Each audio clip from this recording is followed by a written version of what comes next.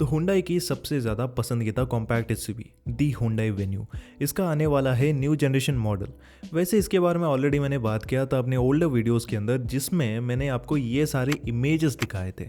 अभी इन इमेजेस से आपको कुछ घंटा पता नहीं चलने वाला, because these are not clear. लेकिन इस वीडियो के अंदर मैं आपको कुछ न्यू लीक्स और न्यू इमेजेस दिखाऊंगा इस न्यू वेन्यू के रिगार्डिंग। सो ये है वो इमेजेस। तो ये जो गाड़ी आप आपके सामने देख रहे हो, इसको साउथ कोरिया के अंदर स्पॉट किया गया था। तो करेंटली वहाँ पर इसकी टेस्टिंग चल रही है। तो बहुत जल्द इस गाड़ी की टेस्टिंग इवन इंडिया में भी शुरू हो जाएगी। वैसे साइड से देखो, गाड़ी का जो आकार है ना, वो काफ़ी बॉक्सी टाइप वाला आपको मिलेगा। और यही जो बॉक्सीनेस है ना, वो इसके व्हील आर्चेस में भी आप देख सकते हो। तो पहले जैसे आपको राउंडेड व्हील आर्चेस नहीं, बल्कि बॉक्सियर स्क्वेरिश टाइप वाले व्हील आर्चेस मिलेंगे, जैसे कि आपने सिरोस के अंदर देखा था। So these are looking more rugged. बाकी अगर आप ऊपर के साइड में आते हो तो काफ़ी बड़े से आपको साइड विंडोज़ मिलते हैं। क्वार्टर ग्लास भी काफ़ी बड़ा दिया गया है। और उसके भी ऊपर जो रूफ रेल्स है ना, वो काफ़ी मोटे से, काफ़ी चंकी से दिए गए हैं, which are looking very good with this car. B pillar body coloured वाला मिलेगा। आई डोंट नो कि रियल लाइफ में कैसी लगेगी, बट या इसमें अगर मैट ब्लैक वाली फिनिश होती तो थोड़ी ज़्यादा ये स्पोर्टी लग सकती थी। जो ORVMs है वो भी आप देख सकते हो, body coloured and black coloured का फिनिश मिलेगा अलॉन्ग विद द इंडिकेटर्स। और नीचे के साइड में कैमरा भी दिया गया है। दैट मीन्स कि इसमें आपको 360 डिग्री वाला पार्किंग कैमरा मिलेगा। The alloy wheels are different. आपको इस बार ज़्यादा स्पोर्टी और फ्यूचरिस्टिक टाइप वाला कुछ लुक मिलेगा। साइज़ इसमें आपको 16 और 17 इंचेस की मिलेगी। और इनको देखकर मुझे कहीं ना कहीं ये फीलिंग आ रही है कि शायद फ्यूचर में जो वेन्यू का इलेक्ट्रिक वर्जन है ना, वो भी शायद आ सकता है। वैसे अगर आपको पता नहीं तो वेन्यू का जो इनलाइन वर्जन है ना, उसकी भी टेस्टिंग चल रही है। ये रहे उसकी इमेजेस। और गाड़ी तो वैसी की वैसी लग रही है, लेकिन थोड़ा सा ध्यान से अगर आप देखेंगे तो क्लैडिंग के साइड में आपको स्लाइट रेड कलर वाला ट्रीटमेंट दिख रहा होगा, which means that it is the inline. बाकी अगर आप पीछे के साइड में आते हो तो इधर से ना गाड़ी बहुत हैवीली कैमोफ्लेज्ड है।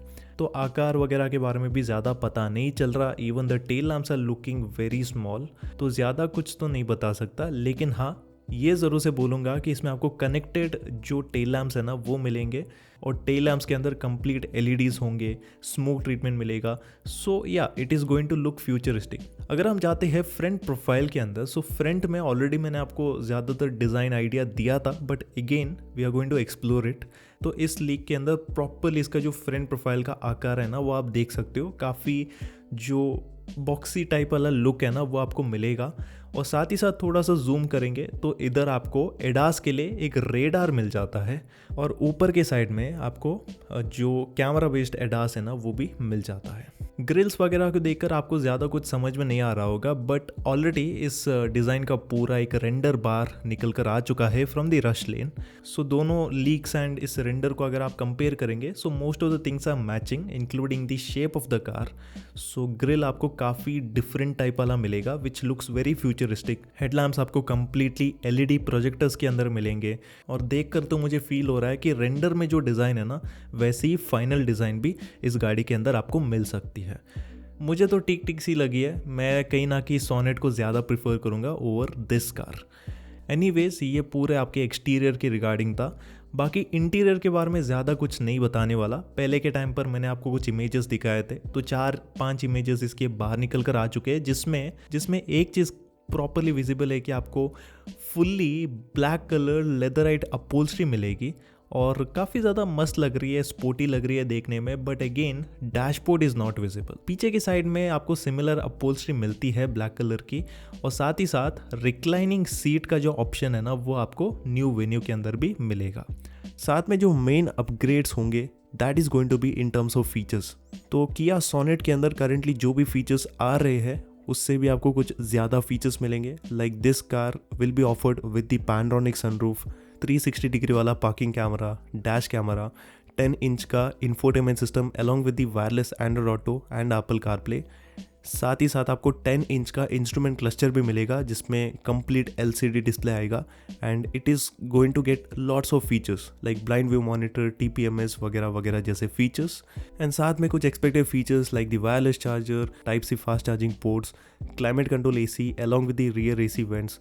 Auto dimming IRVM, electronically adjustable and auto folding ORVMs, cooled glove box, cruise control, keyless entry, smartphone entry और बहुत सारे कनेक्टेड कार वाले फीचर्स इस गाड़ी के अंदर ऑफर किए जाएंगे। एंड या सेफ्टी के अंदर पहले हमें एडास का लेवल 1 वाला फीचर मिलता था, इस बार मोस्ट प्रोबेबली आपको एडास का लेवल 2 वाला फीचर मिलेगा। अभी मैं अगेन एक चीज़ क्लियर करना चाहता हूँ कि जो भी चीज़ें अभी मैंने मेंशन की है, these are just the assumptions.